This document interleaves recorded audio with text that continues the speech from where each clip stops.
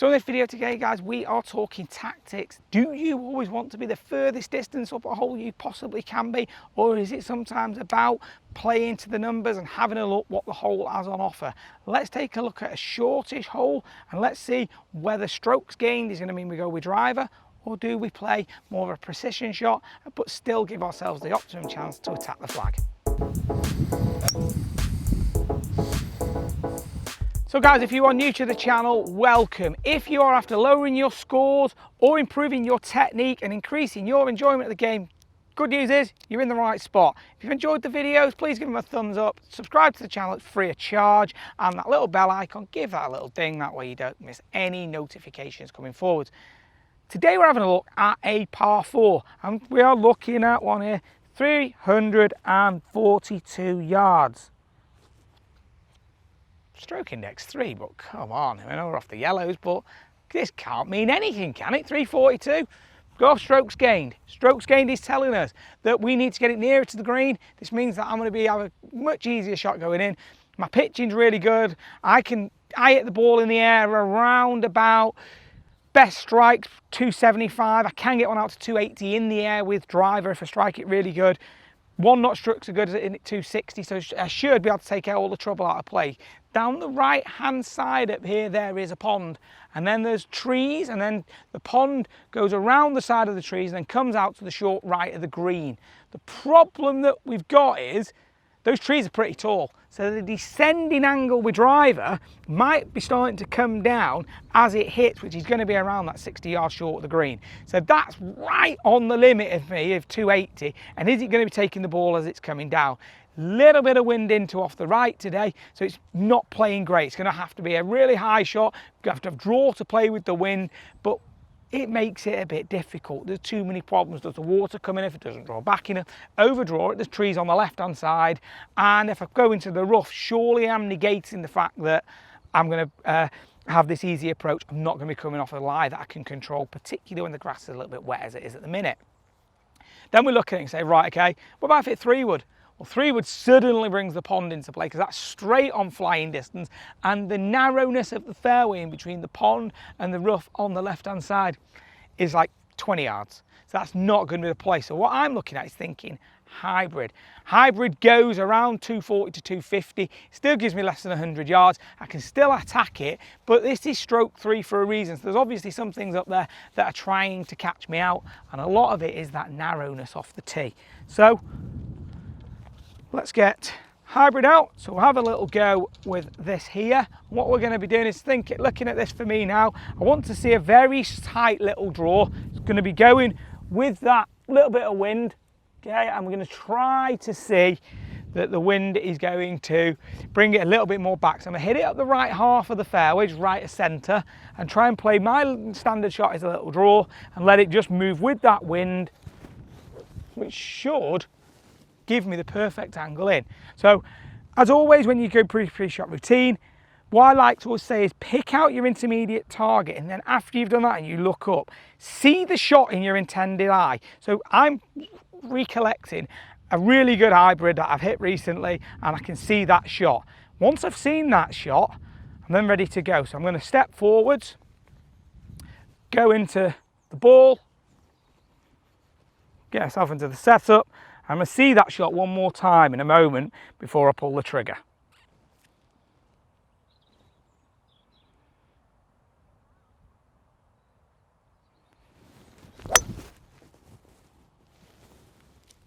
So that's gone perfect little draw there with the wind. It's just got up there, nicely down, left hand side of centre. It's opened up the green for the second shot. We'll get up there now, have a look at what approach we've got left in. That's ended up really, really nice, and it's going to show whether the tactics are going to work out. So this is where strokes gained can sometimes give you the wrong information if you're only using that as short hole, go for it, knock it near the green. Let's have a look at this from a tactic standpoint. Where I've landed the ball in here with hybrid, taking the pond out of play because I knew it would fly past it. So that was not a problem. I'd never pushed that club, so it was a really knowing shot that I wouldn't hit that. Let's see the width we had to play in right here. So from the first cut here, so this is the edge, we've got 1, 2, 3, 4, 5, 7, 8, 9, 10, 11, 12, 13, 14, 17, 18, 19. Nearly 20 paces to play in there. Now, depending on your shot shape, you'll either aim it at the left and cut it back, aim it up the right and draw it. Now, as we can see here where the ball's ended up and it's ran into this spot, we've got maximum 10 paces to play in here, and that's on the absolute maximum. But this would be where driver would be going over. So if we had to go over this with driver, you can see how high you'd have to be sending the ball. So the ball's gonna have to be at its peak still up there before it starts descending down. When we have a look at it over here, and we see where it would end up being with the driver, is there's the pond here, but then the pond swoops around and comes on the other side of the trees.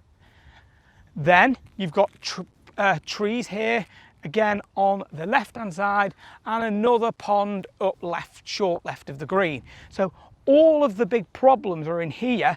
Yes, I've probably got maximum 20 yards to play in there with driver, but unless I can hit it nearly 300 in the air, because 300 in the air is going to put me right up in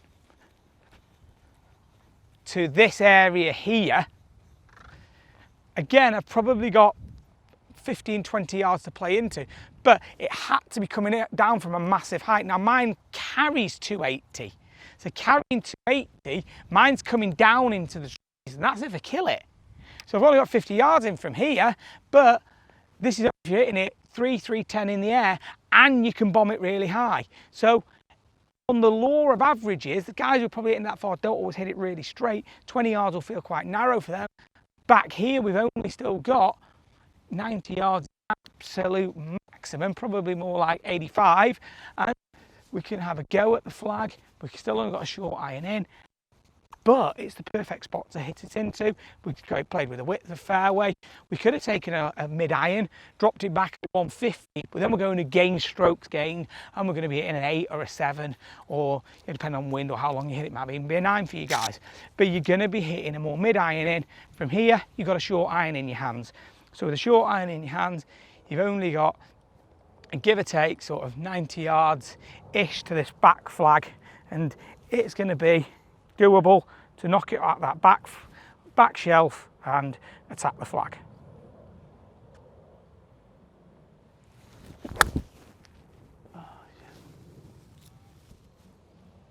So having it hit the tee shot down here, we know that the place to hit it into is in this area. You get the option to then go for it with a short iron, attack the flag, and give yourself the best opportunity for birdie. Don't always play to the yardage that it gives you off the tee. It's never always going to be that. Understand your tactics, work out what's going to be the best way for you to get the lowest score, and it's not always going to be about hitting it the longest distance off the tee. Hope you've enjoyed this video, guys. If you have, give it a thumbs up. As always, thanks for watching, and talk with you again soon.